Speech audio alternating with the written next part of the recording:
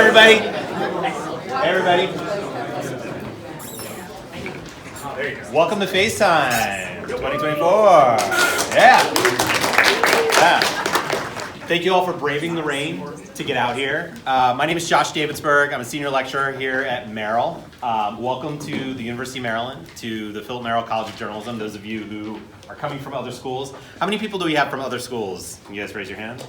Yeah, what schools are you guys from? Morgan State? Spelman College. Spelman? Wow. Northern Virginia Community College. Oh, very cool. All right, welcome. Yeah. So, Philip Merrill College of Journalism. This is FaceTime with the Pros. We do this every year through NATAS. First, I want to thank the staff for NATAS for helping us get this all together, and I want to give a special thanks to Sue, who organizes the whole thing, and also Sue is being inducted in the Merrill Hall of Fame. So a couple things before we get started. Make sure you sign up for critiques, and make sure you sign up for them early and often.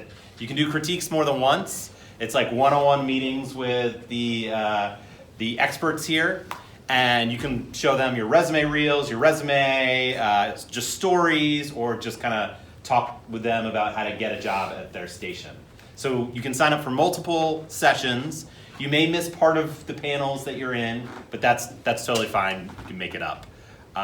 Feel free to ask if anybody has any questions. You can ask anybody at the front, or Sue, or pull me aside. And I want to thank our volunteers for coming in and volunteering to help kind of lead you all through that, our student volunteers as well. If anybody's interested, we do at Merrill, we're just starting a brand new documentary master's program. So that's about a 1.5-year program here, and it's just kicking off next fall. If you have any questions about that, feel free to ask me. And I'm going to introduce Adam Longo, who is president of NATAS. Is that right? That's right. President of NATAS, Merrill alum. I actually sat in class with him like 20 years ago, in like 360. So it all comes full circle. In the building right down the road. And now he's sitting behind me right now too. So. Before this building even existed. Exactly. Josh, thanks. So I am anchor and reporter at WSA 9, which is the CBS affiliate station here in DC, president of the local NATAS chapter, and I'm going to moderate our opening session here. But before we get into that, we can't really get into one networking opportunity without offering you the opportunity to be part of the next networking opportunity. So real quick, I'm going to bring up Jess Snyder, who is part of our NATAS organization, to talk about something that's coming up in a couple months. Good morning, everybody. As I mentioned, my name is Jess. I work for WETA, which is the public broadcasting station here in the DC area. But I also have been volunteering for many years with the Capital Emmys. And one of my favorite jobs with the Capital Emmys is that I recruit and manage the volunteers for our Emmy Night Gala. And so I am now inviting all of you to please think and register to volunteer for us on that night. I got flyers there, a flyer here, lots of flyers at the desk where you checked in that have a QR code to our sign-up sheet. Basically what it involves is helping us throughout the day, setting up for the event, unpacking all of the Emmy statuettes. You'll get to actually touch a real Emmy. You take a selfie with it. It's cool. Then we have a variety of tasks during the event itself. We will be presenting the Emmys on stage. We'll be escorting the winners to get their actual Emmy versus the prop one they're handed on the stage. We will be ensuring that they get the proper Emmy to take home with them. We'll be helping them make their acceptance speeches and uploading them to YouTube. And we'll also be doing social media throughout the event. And we need volunteers to help us with all of that. So if that is something that sounds interesting to you, it's a wonderful networking event. At least one of our pros here today got his start helping us at this event. Made some excellent networking connections, escorting people around, because it is really the cream of the crop of our regional professionals on one of the happiest nights of their lives. They are very happy. They want to share their joy. So please, if this is interesting to you, I will be out front most of the day. I'm happy to answer any questions. You can sign up, and we will get in touch with you a little bit closer to the event, which I should mention is January 22nd. Sorry, June. Goodness gracious. June 22nd. Wow, heart attack. I don't know where that came from. Apologies. June 22nd at the Bethesda North Marriott. And please sign up. We couldn't do the event without our volunteers. So thank you. Nice, thanks, Jess. Yeah, it's a great event. Get to dress up nice, take some cool pictures, and we feed you too as well. So I want to get right into our panel discussion here. I want to leave some time for you guys to be able to ask some questions as well. So basically, the opening panel here is what you're here for, right? How to land your next job, the challenges that you'll face as you ascend throughout your journalism career. So let's introduce our panel. This is Mike Goldrick. He is the VP of News for News 4 WRC here in DC. Bree Jackson is a correspondent for NBC News. She is a Merrill alum and proud marathon runner as well. She works mornings, so we're getting Bree at dinner time right now. Dave Kosin is with WFXR, which is the Fox affiliate station in Roanoke. And Ann Kramer is with us with WTOP. So thank you all so much for coming in. We want to save some time for questions. Dave, I want to start with you first because as a media market news director, you're looking out over this crowd going, who is my next hire here? I'm honestly trying to figure out how many of you I can fit in my backpack. So I want to start this question amongst all of you, but Dave, to you first. What are you looking for in someone who is looking for their first job? What's going to make their resume pop? How are you going to know that that's the person? Every news director you ask is going to have a different answer to this, but I think we all have. There's some connective tissue there. For me, what we do, and if you're at any point in your education, even the high schoolers, you're getting a sense for how hard this work is. It is incredibly challenging. The very best days are some of the most exhausting days where you're going to go home and not make it to bed. You're going to pass out on the couch. And the bad days are even worse. But what we do is fun. The stakes are high. And we are never done learning. The day that I wake up and say, I've learned all there is to learn, I know I can know, I have to go. Like that's, and if you ever meet anyone in this business who comes across that way, find another person to talk to. So for me, it's very basic. It's a mind at work, and that does not necessarily mean, a 4.0 GPA. A mind at work, curiosity, and a willingness to learn and be coached because, partially because I was raised by Sue, I've made it my mission to pass on that kind of ethos that I take my, big ratings days and big breaking news days are great. My pride comes from, I have baby producers who were terrified of their own shadow when I got them, and now they're EPs. And I've had reporters on their first job who would deer in the headlights during a live shot, and now they're winning Emmys at an investigative reporting main anchors. That's where I get my pride. So what I tell every single person I recruit, every single person in my newsroom is, I can't do the work for you, but if you tell me where you want to go and you're willing to put in the work, I will do absolutely everything I can to get you there. This is not easy, and yeah, you can have some good luck, and I've certainly benefited from good luck. I think we probably all have at one point or another, but this is what you make it. So if you have that attitude coming in, that you're gonna make the most of this and you're gonna put your nose to the grindstone and work and learn and be curious and all of those things, I can work with that all day. And let me come to you. Yeah. As you think back over the years, and you think about maybe the things that you could have taught your younger self about rising the ladder and getting that first job. What sort of advice would you impart based on that? Always listen to your gut.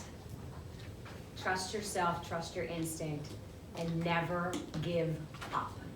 Don't take no for an answer. And that means either from your bosses, keep pushing, or from people you're trying to interview. There's always a way to get an answer. One of the best things that you can do is in this, and I think this is a great weekend for you to do this, is to really think hard if this is what you want to do. When you start out, there's no money. None. There isn't. I made $12,000 a year. And I know it's a long time ago when I made that, but I worked 3 part-time jobs, but I got a job 4 weeks out of college on the air and radio in Western Maryland. And that was unbelievable. I went to a Midwestern school, so it wasn't even, you know, in the same area. I just got lucky. It's what you talked about, luck. You're not gonna make any big money when you get out, most likely. And you're gonna have to remember that all the sweat that you give up is so important because you are learning along the way. You're gonna work weekends if you're in radio and probably in TV too. Absolutely. You're gonna work nights. You're not gonna sleep. Holidays. All those things to remember. You're not gonna be able to go out with your friends. And you're gonna have to talk to people. Put down your phone and have a conversation. Seriously, put down your phone and have a conversation. It's how you cultivate relationships. It's how you make connections in this environment that you're taking part in today. Connections are everything. And those are things that you can lose sight of when you're trying to get a job in this business and when you're first starting out, because it feels very frustrating. And it's gonna feel, you know, like you're not gonna be able to pay the bills, you're not gonna make ends meet. But if you're dedicated to it, you have the curious mind, and you have the dedication, you'll make it work. You just have to remember that you're not gonna be on one of the networks when you start out. And something in radio that's probably happening in television too, and I'm sure it is, because of the downsizing and elimination of a lot of our jobs in the industry, you get opportunities now that we didn't have. When I started out in 1991, I was hoping to try and get a job in a small market to cut my teeth and learn, and I did. I am working with 22-year-olds at WTOP right now, out of college. Out of college. And I look at them and think, this is a 50,000 watt station. You're in this major market of radio, something that would take 10 to 15 to 20 years to do, years, even 10, 15 years ago. And now you have the opportunity. So always learn, remember that, remember to always be curious, and really take this weekend and this opportunity you have today to think about, are you willing to give all those things up? Can you make that commitment? Because it's just, that's really what it's about, to be able to tell the best stories. I think it's been interesting for all of us to see how the media business has evolved, and Yes. market size isn't restricted Yes, to any exactly. person with a set year, Right. length of years of experience. Bree, I wonder if you look back on the beginnings of your career and some of the steps that you made and the advice that you could impart for folks who are, you know, in those shoes right now. Yeah, of course. I think some of it is similar. I think some consistent themes that you're going to hear is just work hard, be curious. And I think, you know, you talk about never giving up. I've had this bracelet ever since I was here at Maryland. It says never, never give up. Never, never, never give up. I've worn this bracelet for almost 20 years. That's cool. And that's partly because I was like, if I'm gonna get in this business, there's gonna be some crappy days, and I'm sticking with it. So I think, you know, to hear that, it's a reminder. Like when I was sitting where you are, that's something that I needed to hear, and I needed a reminder of that every day. So if there's, you know, a word, a phrase that you can write down today that helps you stick in this business, write it down and keep it close to you, because I think that's something that will help drive you while you're in this field. And so I think, I don't know, so it's one of those things where I can't really add. I think just curiosity, and I think if there's one thing I can add, be persistent. Stick with it, and that's part of never giving up. She's the queen of that. I met Bree 10 years ago when she was working in Myrtle Beach. Yep. Because she's from the area and grew up watching Channel 4. And so she was like, hey, I'm gonna be in town, can I come see you? And I was like, sure. I don't have any openings, I don't care. And we first met and love her to death. And she's stuck with it through and through, year after year after year. Next job, hey, timing is hard, nobody ever leaves my station. And now she's on our air every day, and her dad gets to watch her, and it's so much fun. Well, and I think that's part of it too. I think, you know, build your network and keep in contact with your network, because I think that's partly, you know, that's what Mike's saying, and I think that's something that's also helped me along the way, is that, yeah, maybe there's not a job right now, but 5 years from now there may be a job. Even the job that I have now, one of the people that helped me get this job, I just kept in contact with him. I met him 5 years before when I was working for another company doing a similar job, and my contract was coming up in 6 months, and I just said, hey, my contract's coming up in 6 months. Do you have anything? He didn't have anything. This is the bureau chief at NBC in DC. He didn't have anything, but he said, there's someone else that's leaving from our department, and maybe apply for that position. So I told my agent about that position. This was like on a Wednesday.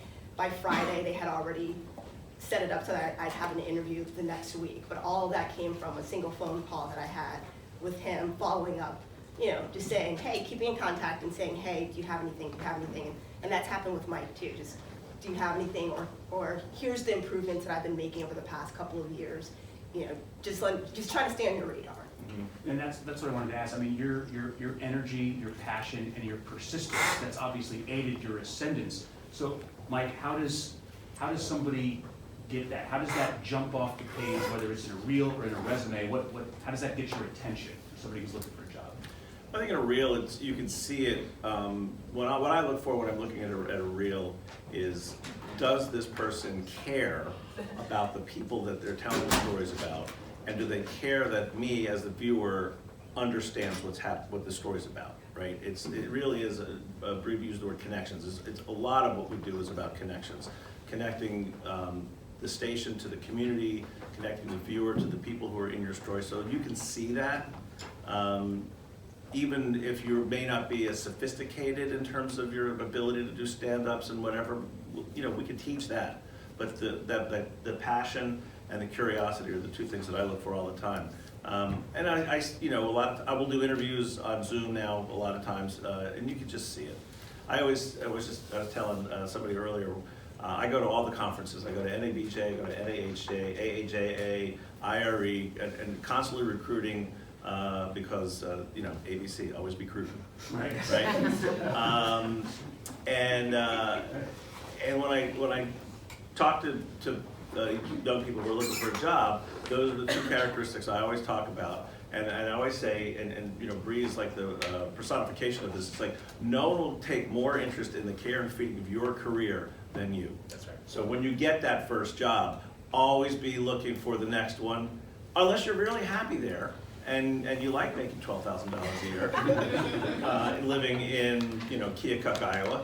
But if your goal is to get to the network, or your goal is to get back here to DC, or whatever it is, you know, you've got to be persistent. You've got to be curious. You have to make relationships with people, and that's going to lead you to success. And go ahead.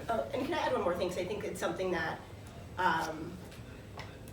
And just be a good person. I think at the end of the day, be a good person. Because I think some people think that to be competitive means you have to kind of be cutthroat.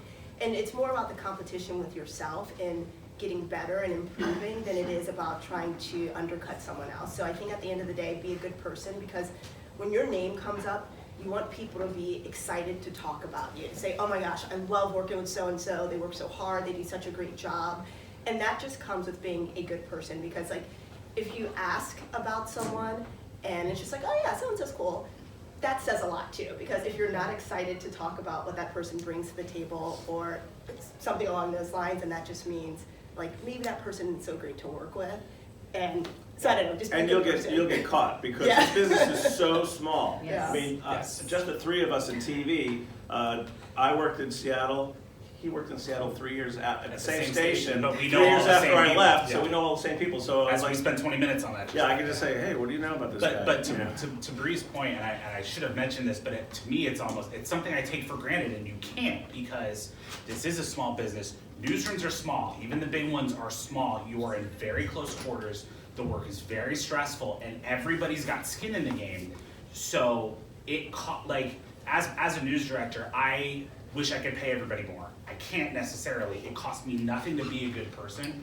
And I can tell you that Darwin is a very strong presence in this business, in that I have seen a lot of people who couldn't grasp that being a good human part get exactly the inevitable outcome you think they do.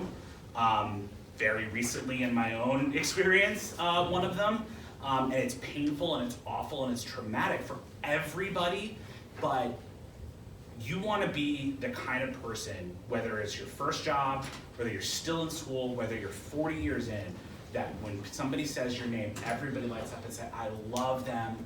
I remember this time and I could ask them for anything, and they're just so great and they'll do whatever, because those are the kind of people who make it if they want to make it. You may get to the point where you nope out. I think I'm one of 2 from my class who's still doing it, maybe. And I noped out for a while. But if you want to make a career out of this, if you're familiar with Mary Tyler Moore and Lou Grant, and he was sort of a caricature, but the news business was filled with those kind of very abrasive, abusive personalities for decades. It's not that way anymore. And it can't be that way anymore. And the best currency you can have over and above everything else is just decency and humility and good human qualities, because everything else, the skills, we can work with. We can help you write better, we can help you talk better, we can help you with your look or whatever it is. If I treat somebody in a crappy way, no one can fix that for me. And so I take that, I lead with that, and that's when I go home every day, it's like, at the very least, was I a good human being to my people today? Because everything else we'll figure out. Yeah, I think one of the great things that you've seen over the past, 20 years that I've been in the business, 25 years, is the toxicity in newsrooms is sort of working its way out. Oh, I could tell you stories. I could tell you a lot of stories. Yep. Yeah, but I was just gonna add too, the willingness to learn. We've mentioned about curiosity, the willingness to learn and asking questions. And don't discount people like myself, because I'm sure you're all going, oh my God, she's been doing this for 30 years, what's wrong with her, why is she still doing this, she's old, what does she have to teach me? We can teach you. We can show you. Ask us questions, listen. That's how I got ahead. I was listening to my coworkers, I was listening to professional people, I was watching and listening. And I was going, you know what, I really like the way they use that piece of sound. That really worked well to tell the story. I really like the way that person wrote that story. That really was compelling. That can just, and that doesn't cost you anything. It doesn't cost you anything to ask a question. And be, as we've mentioned many times, be your best cheerleader, be your own cheerleader, and do that. You can't stand this long without keeping that passion for, Oh, yeah. Mike, I want to go back to you because I want to take this from the flip side now. We talked about some of the qualities to have and some of the things that you're looking out for. What are some of the turnoffs, right? When you're looking, at a resume reel, at a resume, when you meet somebody, what are some of the things that would make you say, yeah, I don't think this person is right for this? The standard stuff. I mean, people show up in a Zoom meeting and they're chewing gum while they're having a conversation with you. That's happened. People who aren't really serious about coming to your station or getting into this business. I mean, you can tell. I mean, you look at a resume, and I understand, internships can be hard because if you don't have the financial means and you have to work during the summers like I did when I was in college, you can't do internships. But if you can demonstrate some sort of level of interest in our business from the very beginning, you're taking the right classes, you're volunteering whenever you possibly can. But the flip side of it is the opposite of that you're just not that interested. Yeah, that's a crappy answer. I asked my boss the same question. Don't be a goober. Knowing that I'd be coming in here. Don't be a jerk. And she was talking about, if you're talking to somebody who's a hiring manager, you want to make it about them. Don't necessarily make it about you. Show that you're invested. Show that you've seen the product. You know the anchors. That you've done some research about the station. That you can sort of insert yourself in. That's what you were hoping I was going to say. No, I was hoping you get now you brought it up. I was like, yeah, that's a really good one. Like, I'll tell you too another common pitfall, and I've run into this 3 times this week with candidates, is on the surface saying something like, and whether it's true or not, only you know. Well, I do have other offers. Ooh. Now, leverage is a thing. Like, listen, we're in a capitalist society. Leverage is a thing. My response to that is, great. I have other candidates. So, again, it's a bit of a dance, and it's fencing. It's parry and jab and all these things. But yes. This sounds so egotistical. Yes, it is really about us in the sense that your task is to convince us that you're the person that we should go to our boss and say, I want them. They're perfect. Because you're going to make us better. That's right. Because there are many unserious people, and I give no judgment, but those of us who've been around, it's because we care so much. It's because we're not wired for anything else. We love this, and we've done the minimum wage and all of that, and it's, if that comes through in the interview, on the resume, on the reel, we'll notice. So it's your job to bring all that out as best you can. Yeah, I say it's like the priesthood, but not in a bad way. I'm Catholic, I can confirm that. Thank you. I grew up Catholic. It's a calling. It's not just a job. I mean, I couldn't imagine what else I'd do. This is it's so part of my DNA that I want to get out there and tell stories and uncover corruption and all that kind of stuff. And you know, I always say, you know, I start working from the moment I wake up when my alarm goes off, and I stop when I go to bed. Right? And sometimes I dream about news. Yeah. Right? Have you ever had the one where... Well, I was on the assignment desk, so I had a lot of scanner dreams for years. I keep having the one where I'm supposed to be producing whatever show, the noon. Oh, yeah. And I stroll in at 11:50. Oh, yeah. What's going on, man? Yeah. It's 5 minutes before the show, and there's nothing in the and rundown. Exactly right. And also, for some reason in these dreams, the newsroom is the size of like Buckingham Palace, and you can't get to the control room in time. Yeah. Be the news anchors whose scripts aren't working. Yeah. That's the other one. Or the teleprompter's busted. Yeah. So basically what we're admitting is we have a problem. And if you have that problem too, you should do this for a living. So, Bree, and things to avoid, mistakes that you've made? Well, I spoke with my manager a little bit before to get her take, because it's always different from the manager's take, the directors and news directors, and she is looking for, and reiterated, again, you heard me say this before, critical thinkers. Mm-hmm. She wants somebody who's had a job. Think about if you've had a job. I won't make you raise your hand, but I've had a job. I'm not talking about a job in the business, just a regular job. Because you guys lived through COVID and the pandemic and being home, and things changed, and it was a crazy world, and we're still trying to figure out our way this, again, in this new way of thinking. But that gives you skills to live in the environment that we've been talking about in a newsroom, where you can listen, you can learn, you can ask questions, you can be the best reporter. We give a news quiz when you come to try for a job at TOP. News quiz, it's not easy. It's not. Think it might be, it's not. So you gotta know. You gotta pay attention, and you have to listen. I cannot imagine someone coming into a job in any of our markets, in any of our stations. I've never heard of WTOP. No. Okay, here's a pop quiz. What was our lead story? We do news every hour, all the time. We never stop. What was our lead story? You actually Not really do have sure. radios in your cars. Yeah. And you have on your phone, you know? And so to me, there's no excuse for your generation. You guys should be able to just look and be able to find out whatever's going on. So please make sure that you do that. You don't want to come into a job in radio and not know the listener, who's listening, the audience. You want to, all those things that you think are just not going to really matter, they do matter. It's going to set you apart from the next person. Another thing I'll mention, and Mark probably has run into this, and maybe Bree to some extent in your journey. Very early on, and how many of you want to go into sports? That's great.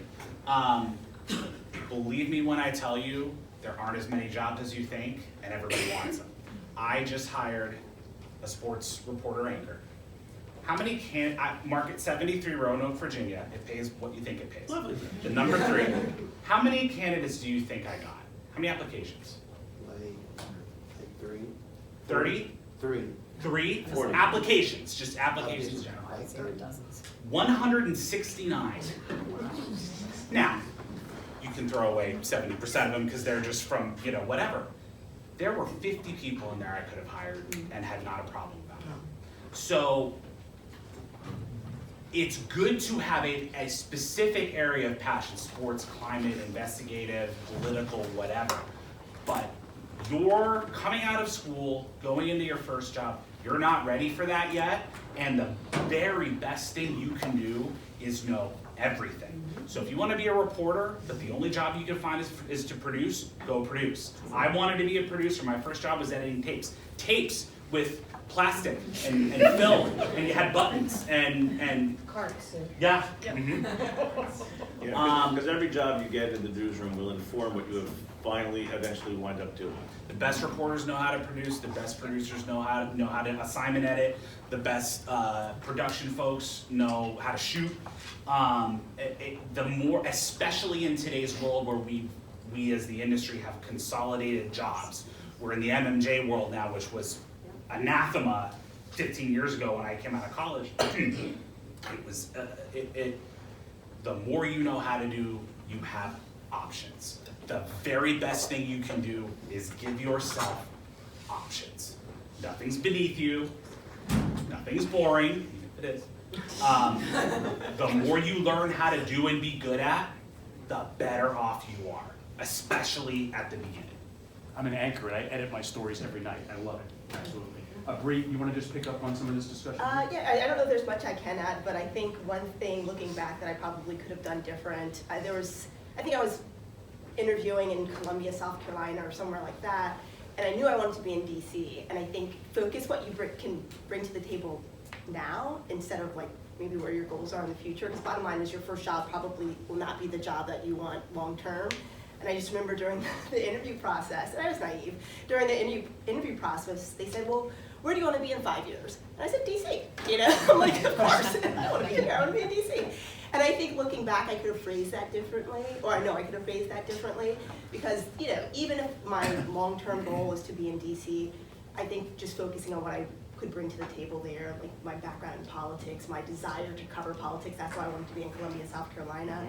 That's what I could have focused on instead of saying what my actual goal was. It's like, here's what I can bring to you right now. So I think, you know, kind of being aware of those little things. Because, yeah, you want to be honest and say, you know, like, you do have goals, and most people know, like, that may not be your forever place, but I think maybe holding that close to your chest a little bit and just focus on what you can bring to the table at that time. You want to knock me out with an answer to that question, where do you want to be in 5 years? 5 years better than I am today. That's, I mean, because that's really, because you don't, I got my first EP job by accident. They were calling for somebody else, and they got me. Like, that's how this business, I swear to God, that's how this business works. Brief story, interesting enough, we had an intern last semester who just graduated, went to Penn State, really wants to be in DC, loves politics. And I was like, well, you're not coming to DC right away. So you want to be a reporter? I said, focus your job search on state capitals. Yep. And go get a job in a Columbia or a Harrisburg and some of the smaller markets, and most people hate politics. So when you show up at the station and you say, I want to be the political reporter, they'll send you straight to the Capitol. And then you don't have to go cover crime. And she's like, wow, what a great idea. So she interviewed for a couple different jobs. She got a job offer in Harrisburg, and then she wanted to take a better job offer at Wink TV in Fort Myers. They were paying better money, and the guy who's the news director there is a genius and will make her better, and she will be in a top 15 market after her 2 or 3 year contract. So, but you know, she listened, which is kind of unusual. I know for a lot of people there's this uncomfortability about leaving your surroundings wherever you're from and going to some place new and strange. A lot of people, you know, will come up under the impression that I just want to stay right here in my bubble. You learn so much more from getting out to unfamiliar places. I mean, my wife and I, we've been to 2 markets in Tennessee, we've been to Phoenix, we've been to Florida, and we're all better because we're informed more nationally about things that are going on in all of these regional areas. We have a few more minutes left, and I could keep this conversation going. I'm sure we could for hours, but I want to take your questions because you're going to be more informed on the things that you want to know than I am. Please go ahead. For people interested in local news, so like long-term goal, working in local news, like especially in the region, when you say like go out and explore the world or the country or whatever, for local news jobs, does it make more sense to stay around here so you can really get a better sense of the area, or for also local news, does it make sense to move around? I've worked at 9 different TV stations, all local news. The skill set that you learn in Knoxville, Tennessee will be the same skill set that you'll be able to use here if you eventually do get back in Washington, D.C. You're still going to have to make relationships with the mayors, the police chiefs, the fire department, find sources, break news. So yeah, it's going to be really hard for you to get a job in Washington, D.C. right out of school. I always famously say there's only one person that we've ever hired as a reporter straight out of college. Her name is Amy Cho. She went to Cornell. She interned with us for three summers, and she was a student of the game. Her resume reel was every bit as good as anybody I could have pulled out of Indianapolis. So we hired her because we love her. She was a great person. She is still a great person. But that's very rare, especially because this is a top 10 market. So yes. And I totally agree with what Adam was just saying. Go see the world. You will find out how people in other parts of the country are different than people here and how they're exactly the same. And that will help you become a better storyteller. That'll help you become more connected. Well, and I do agree with, I do think moving around helps you, but I also, you know, for whatever reason, people may want to stay closer to home. I would maybe look at market size. So like my first job is in Salisbury, Maryland. It's a 2-hour drive away. It's still a local news place, and so, but that's like market 144, you know, and then you have Baltimore, which was market 30 something. I don't know. So I think if you want to try to stay closer, then maybe work your way up through the local markets in the region, because then you also have like a Richmond, which is 2 hours away. Yeah. So I think if you do want to stay in like the Maryland, Virginia, Delaware type of area, then focus on the market size, go to a smaller market and try to work your way. And knowledge is power. The more you know, the better journalist you'll be. I know more about the car industry that I care to know about because I worked in Detroit. I know more about the oil industry that I care to know about because I worked in Houston. I know about banking because I worked in Charlotte. I know about a lot of things because I worked in Seattle, right? Because Seattle had all kinds of stuff going on up there.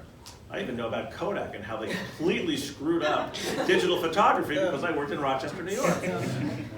I learned a ton about immigration working in Arizona. Yeah. Okay. Hey everybody, Kate Kelly with the Capital Emmys Board of Governors and WETA. This is absolutely a professional networking opportunity, so I want to invite you all to introduce yourself during this Q&A and throughout the day. Cool. More questions? Yes, ma'am. Yes, my name's. Oh, just your name. Yeah, my name's Forrest. I'm from John R. Lewis High School, and I'm also full-time at Northern Virginia Community College. Do you need a background in journalism to go into media? No. It helps, but No. well, it can help. Sometimes it doesn't. It depends what your background is. And then how do you make that background stand out? That's right. As to how am I going to help you? Yep. Yeah. I've worked with some people, and no disrespect to Northwestern, or Syracuse or Missouri. What I've loved about Maryland is we're very humble as a J school, and I've met people who are like, I meet them, and this was Seattle's happened a lot, where I meet them, they're a reporter, like, oh, I went to Northwestern. I'm like, Yes. cool. I bet it was cold in Chicago. Yeah, do I genuflect or just bow the ways? It helps. It can help, but nothing is everything. And I'll say if there's like if there is a certain track that you want to go on, like I graduated in journalism from here, but I think I cover politics. A lot of people behind that work with me, they have government backgrounds, they have political science background. So I think if there's like a certain path you're trying to take, that's maybe where it can come into play. But I think in general, it doesn't matter. Just a well-rounded education. Yeah. Well, that's the great thing about the curriculum here too, is that you have to take more than half your course load outside of journalism. Yep. Have expertise somewhere. That's another thing that's going to help you stand out, whether your expertise is in politics or in sports or some sort of niche, aviation. Having some sort of beat, having some sort of focus that you have that's applicable to journalism will certainly help open a lot of doors for you as well. Well, aviation is a great example because you may not think of that, but to borrow a parlance from your people, aviation journalists are eating right now with Boeing, and it's a good time to be an aviation journalist. There is news there to be done. Yeah. Yes, ma'am. I'm Julianne Sheehan, broadcast journalism major at American University. I feel like in terms of interviewing for positions, one of the most dreaded questions is what are your greatest weaknesses? Mm-hmm. Do you guys have any advice on how to answer that without the working too hard. Like, so, Don't do that. Don't some give the like, pat wrong answer. cliches that would catch your ear. I take on too much responsibility. I care too much. I don't ask that question. I ask. Let's get rid of the question. No, I don't ask that question, and I won't. And I'm not saying that's good, right, wrong. You know, I'm me, and everybody's everybody. The way I phrase it is, okay, let's say you're going to come in here and work with us. Where do you see is your challenge area? It's very cliche, but where is your opportunity to grow?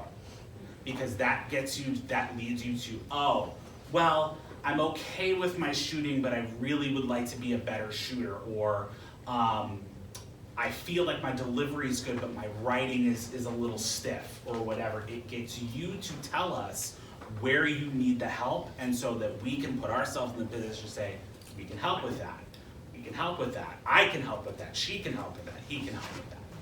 The way I ask the question is, what are you working on, right, to get better at? There's two parts to that. One, it's okay to admit that you're not perfect during a job interview, right? Because you're trying to present your best self because you want the job. And we know that you're not perfect. It's okay. The other part to it is, if you actually have a real answer, then it also tells us that you're self-reflective, that you actually know your personality, you know what you're good at, and you know what you're not great at, right? When my boss asks me, I can tell her a lot of things that I'm not good at. I've been doing this a long time. Yeah, nobody's hiring a finished product. You had a question? So hi, my name is Jake. I'm a journalism major here at Merrill, and then concentrating in documentary filmmaking. So I've been freelancing for like the past 3 years as a videographer, cinematographer, but I've never had like a 9 to 5 or a formal job. So how would you suggest talking about that in the recruiting process? Well, it shows your passion. It shows that you're already doing it.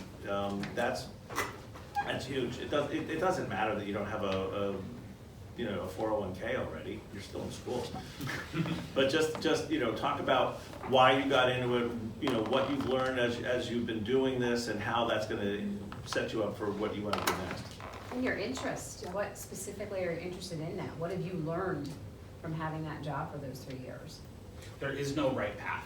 Your path is your path. I interjected into a LinkedIn argument, which is always dangerous. But it was someone was making, wow, Lord. Somebody was making the case that you should start in a small market, which is how we were raised, and that was the path, right? Yes, very much so. You don't necessarily have to start as small anymore as you do, but there was a lot of back and forth. No, you can jump, you should jump, you can make more money, it's bigger, it's this, that, the other thing. The answer is, we all have a unique story. And it's not right, it's not wrong, it just is. So the best thing you can do is, my regrets come from the things that were in front of my face and I didn't see them. It's not the things I did. I've made mistakes. I made more than my share, and I will keep making mistakes. My regrets come from the things I didn't consider, didn't do, didn't explore. So be in a position to recognize an opportunity, consider it, explore it. Don't turn it down out of hand because, oh, well, I don't know where Idaho is on a map or whatever it is. Think about it, because you never know what that, the road not taken is a thing. And play that up. I mean, what's making you unique is going to make you stand out. I mean, my wife Melissa, who left the business and now she does PR and corporate communications, when she's applying for jobs, kidding, it's just ghost of Chris's future. I boo because she's smarter than me. So. But the point I want to make is that as she's applying for jobs with other people who have been PR professionals their whole lives, and she stood out because she's a journalist, right? And so that's what made her attractive to companies who are looking to do outward, they want to know journalists. They want to get their story out there. Who's going to know better than somebody who is a journalist? And I think going back to, I feel like your path is similar to mine. Like when I was in undergrad at Maryland, I was playing basketball, so I didn't do a single internship because we were traveling. So when I graduated, I had nothing. I didn't have a single internship. I barely took I took communications classes, but I didn't focus on journalism. I ended up going back to get my master's, but also did part-time at JLA in DC editing. And I think that at my first station, that was they saw the passion in that, because they were like, if you're willing to go to school and then also do keep your foot in the door of this business somehow, then I think show that story, like tell that story, because not everyone's willing to do that. And that also shows that you bring something to the table that's different than someone that maybe just did a traditional path of like, I went to school, I did an internship, this is what I know to do, where kind of like, you bring a different perspective, and I do think some people value that, that different perspective that You said you've been freelancing for about 3 years? Yeah. Okay, while you're in school? Yep. That's hard as heck, man. Say that. So reframe the question for yourself. It's not about, oh, well, I've never had this 9 to 5. It's, I've been doing it the hard way. And here's all the stuff I've learned. Now, here's what I think I could learn by going into this lane. But like, that's a story. Like, you've got something to sell there. And just in the simplest terms, it's work ethic. Yep. That's the hardest thing to sell about yourself, and it's the first thing that we're all paying attention to. Because we can't make you care. We can make you write better, we can make you talk better, we can make you look better, we can't make you care. Initiative and work ethic. Those are the two things I think about when you're saying that. Yeah, absolutely. We're gonna take a couple more. I think we can take this right up till 10. Yes, sir. Hi, I'm Adam Schechter, and I'm a high school media advisor at Lewis High School. So I run Lancer Media, I brought with my students. And my question is basically about them. So what would be the best path forward for someone like me as a high school advisor to bring in experts and professionals to work with my larger group? And also, if I have students who are particularly passionate about journalism, who are the best people at the high school level for them to reach out to? Because I know high school internships don't really exist at many stations, so it's very hard for them to get a foot in the door. So who can I put them in contact with that would be the best person for that? I can say this because I'm actually involved with a local middle school in Montgomery County, and that just had to do with outreach, right? You reach out to some of the people that you watch on TV or that you follow, and just an email, a tweet, and you say, hey, I've got this high school program. Maybe you could have somebody come in and talk to us, and it's like that just sort of rabbit will hopscotch you to the next thing and the next thing, because just at that point, like, I didn't have any introduction to broadcast journalism at all in high school. And looking back, like, how great would that have been? But just to hear from somebody and hear some perspective that early on, I think would be enormously helpful. And you'd be surprised at how many people will say, oh yeah, Jim Vance came and talked to my class when I was, And they never forget it. And they never forget it. Yeah. Yes, sir. I'm Joey Bark. I'm a junior undergraduate, and you talked about getting in the position to start on your path, whatever that looks like, and what advice do you have for getting yourself in that position? Like for your first Clarify. job? Yeah. Yes, for like finding where to start out. We get a lot of opportunities on LinkedIn. We get a newsletter listing the internships available and jobs. But is there anything specifically in kind of the new landscape of online applications and Zoom interviews that we can do to put ourselves in a position to receive opportunities? So I guess 160 applicants for your sports job. Yeah. How did you identify the people that stood out, and then what made you discard the other people like immediately, like you said? So the first thing I would say is make sure you're following the directions. So if you're applying for an on-air position, you should have a reel. Now, you may not have a reel from a station that you've worked at. You may not even have, if you do CNS here or whatever, you'll have that. You may not even have that. Make a reel. Go out and shoot something. It doesn't have to look like it's Market One or Network. Shoot it on an iPhone. Shoot it. You guys have movie studios in your pockets the way we never did. We had, those things were 75 pounds and you had lower back pain for a month. So if you want to be on air, give us a reel. If there's always the option to write a cover letter. Write a cover letter. Keep it brief. Keep it brief, but and again, this goes back to what we said earlier. Make it about us, because it's about, we're looking for this as we're hiring. We want everybody to win. We want you to win by getting an opportunity where you're going to grow and succeed and be fulfilled and move on to your next thing. We're going to win because we fill a position with a good person who we help grow and succeed, and maybe we keep them around if we like each other. So write a cover letter if there's an option. Be self-aware. That's a huge thing when we get to that interview stage. There's a fine line between going a little bit above and beyond to say, hey, people find me on LinkedIn and say, hey, I applied, but I just wanted to reach out and say, I'm really interested and I hope to hear from you more. Like, That's great, I appreciate that. Don't then message every 3 days, hey, just checking in and see, because at a certain point, You're a stalker. Yeah, yeah. Understand what the assignment is and complete it. Because the easiest thing, if we see some big, if you're applying to be a reporter and you have a reel, I'm done. I can't work with that. It's not that your reel is necessarily the deal breaker, but it gives me an idea of you and what I can expect, and I can start thinking about, okay, 3 years down the road at the end of your contract, what do you look like? But if I have no frame of reference for that, somebody else did it. So don't put yourself at a disadvantage. Great. I would just say be relentless, like this one, Yes. right? If you guys haven't reached out to us on LinkedIn by the end of the day today, you really don't want to do this for a living, do you?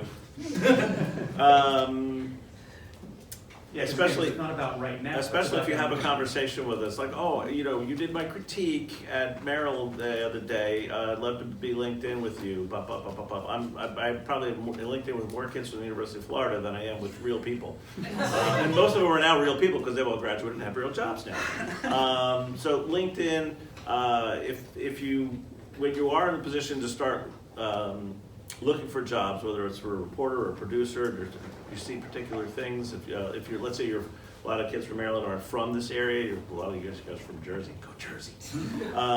You in your home for Christmas, if there's a station that you like, your parents watch, reach out to the news director and say, hey, I'm in town for Christmas, like this one used to do. Can I come by the station and just shake hands and kiss babies? Yeah, sure. Sometimes they'll say yes and sometimes they'll say no. Be relentless, because that's who we want to hire. If we're going to hire you as a producer or a reporter, we want a relentless reporter who's going to be the one who breaks a story that the other guys don't have.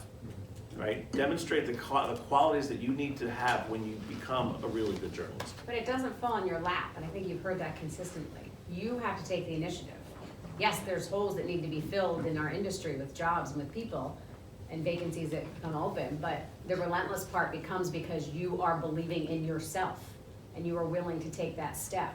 And again, I'm going to tell you, sometimes it is the personal contact phone call that works. I don't know as managers if they pick up the phone, but other people do pick up the phone. They do listen, and I mean, email, yes, that's great, but you can always misinterpret email messages. You can misinterpret other things, but you cannot misinterpret a phone call. And just saying, hey, like they said, I'm here in town. I'm interested. I'm still in high school, but I think I really want to do this. Would you take the chance? Would you get a coffee with me? Would that be okay? Could we do that sometime? And we're trying to be very aware of the fact that your generation is not the same as our generations. Right.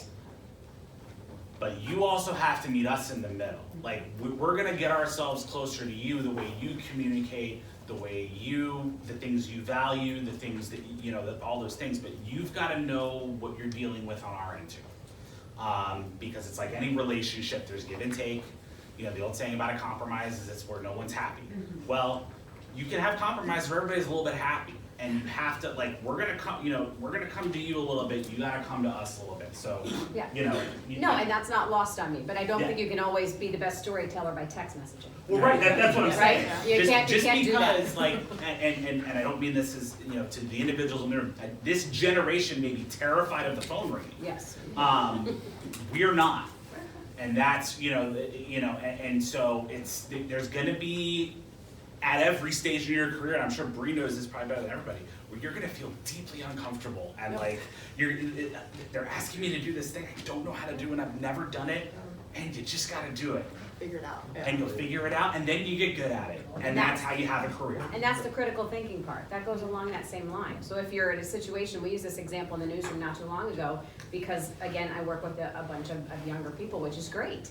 But picking up the phone and calling a police department to cultivate a relationship so you can eventually ask the right questions will probably get you further. You'll probably get the phone hung up on you, like it happened to me all the time. I got yelled at, got cussed at. What do you mean? You're bugging me again. I don't care. I'm gonna keep bugging you. But those are behaviors that you learn and experiences that you get by taking the initiative to do it and by getting on the phone and getting that relationship going. And that will, I believe, that will take you decades into your career because you're actually physically having a conversation with someone, which again is different. You can send an email and go, what happened at that scene? How many people were shot? Okay, that's great, fine, you're getting that. If I call you and I ask you a question and you're like you're just the guy, the random corporal that's picking up at the police department, you might be the best questioner ever, and you're just getting information because this person has no idea they're giving it to you at all. And next thing you know, you're like, oh, okay, we figured this out. Look at this, it is a dead guy. It's not a dead woman, whatever it might be. So. And that PIO never answered your email. No. We're gonna have to leave it right there so we can get everybody to our breakout session, so sorry. One other thing that I want to mention real quick, by the way, thanks to our panel who's linked into One last thing that I wanted to mention is that through the National Academy of Television Arts and Sciences, our local chapter, we offer a scholarship, a $5,000 scholarship to students that meet certain criteria. Go to capitalemmys.tv. It's one of our most recent posts that are up there, and you can find out about how to apply for that scholarship for $5,000. So thank you guys for coming. Hope you enjoy the rest of the day.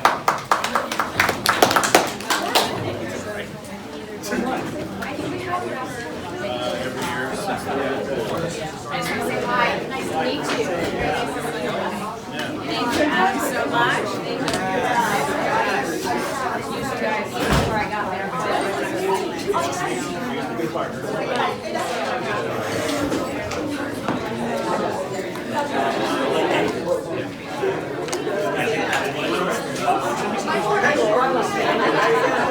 Say hi to your mom for me.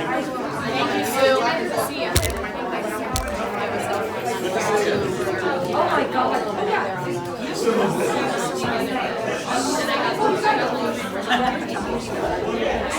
Yes, you as well.